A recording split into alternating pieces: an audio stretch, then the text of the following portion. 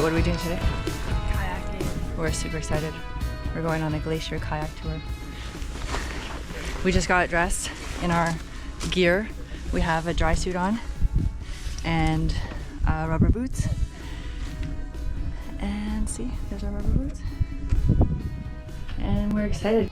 Now, I know we sounded absolutely thrilled in that clip, but we were indeed very excited to go kayaking, even though it was pretty early in the morning.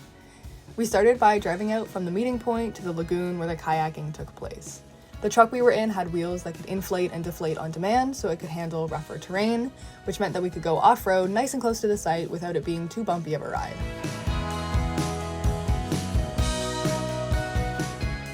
Once we got out of the truck, it was a short walk down to the kayaks where they briefed us about the experience. It was a nice and sunny day, but luckily it wasn't super warm, so we didn't overheat in our dry suits. After packing our things, we got into the kayaks and pushed off. The water here is super brown and opaque, and that's because it's water coming straight from the glacier, so it contains a lot of silt. Lagoons in Iceland with blue water that you'll see in pictures are connected to the ocean, which is a lot warmer than a purely glacially fed lagoon. Ocean water is warmer and saltier, so it sits on top of the glacial water and makes that nice blue tone. But since the lagoon we were in was nice and cold with glacial water, we could go super close to the icebergs without having to worry about them capsizing. Even though the water looks gross and muddy, there's very little actual sediment in any one part of it, so the ice is okay to eat.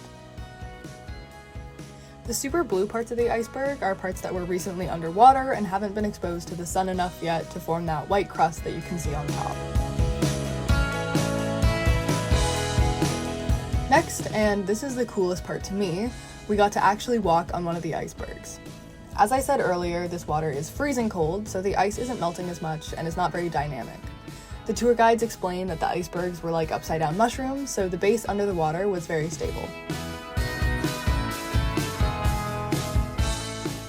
We put little crampon attachments onto our boots to be able to safely walk on the ice without slipping, and you can see me struggling to put them on here.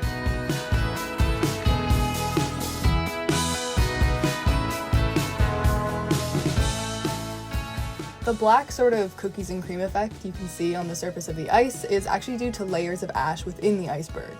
So these icebergs would have broken off of the main glacier at some point, and since we were in a lagoon off Vatnajökull, which is the largest ice sheet by volume in Europe, you can see lots of ash layering from past eruptions of the nearby volcanoes.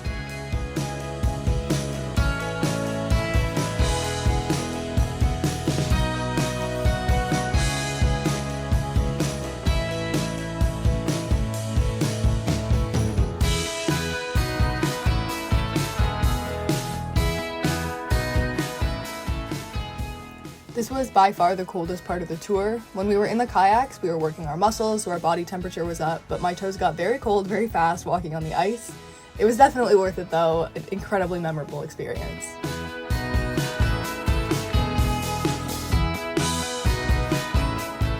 Finally, we decramponed and got back into the lagoon. This time the current was on our side, so we could coast a lot more easily back to shore.